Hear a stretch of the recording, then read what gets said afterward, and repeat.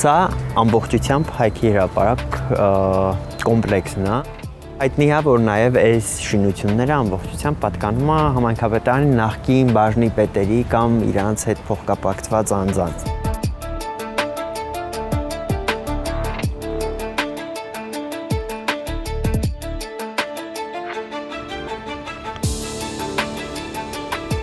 Կեղծվել է փաստաթուղթ, որով որ նշվել է, որ սա ուղղակի հողակտոր է։ Բայց ինքը փաստացի 60 հոդվածի հողատարածք է եւ օտարման ենթակա չի։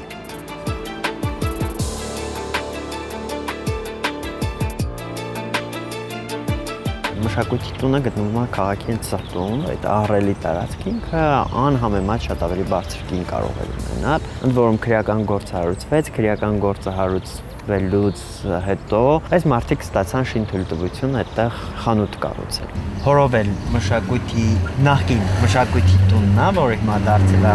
պահեստ սուպերմարկետ։ Այս ֆասադն են պահել։ Այս տարածքի հարցը հիմա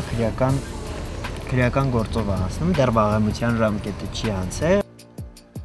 Եթե քաղաքում տարբեր տեղ պատտվենք, կտեսնենք, որ հենց այդ տարիներին նույն այդ ավականու անդամները, որոնք կողմ էին քրեարկում, ստացել են բավականին էժան գներով, բավականին թանկարժեք տարածքներ, փոխկապակցված, գնացել են եւ որոշումներ են կայացրել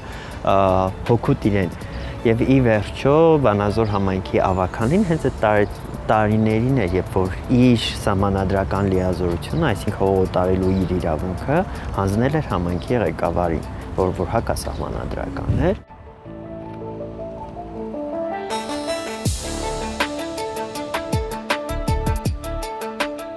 Երբ որ ողջ իրավակարգը այնպես է կառուցված, որպեսզի սպասարկի որոշակի մարդկանց կամ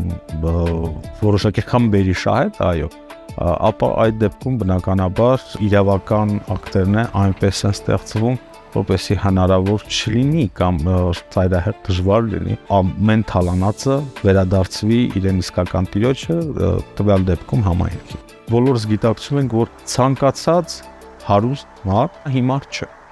Եթե նա հիմար չէ, նա բնականաբար ամեն ինչ անում է, որպեսզի իրեն գույքը ապահովագրի ու դուրս հանի նաև երկրից, բայց ամեն ինչ անհուսալի չէ, գոնե ինչ-որ բան կարելի է դեռևս անել։ Ոք պետք է արան կորցել։ Ու դրա համար ստեղծել այնպիսի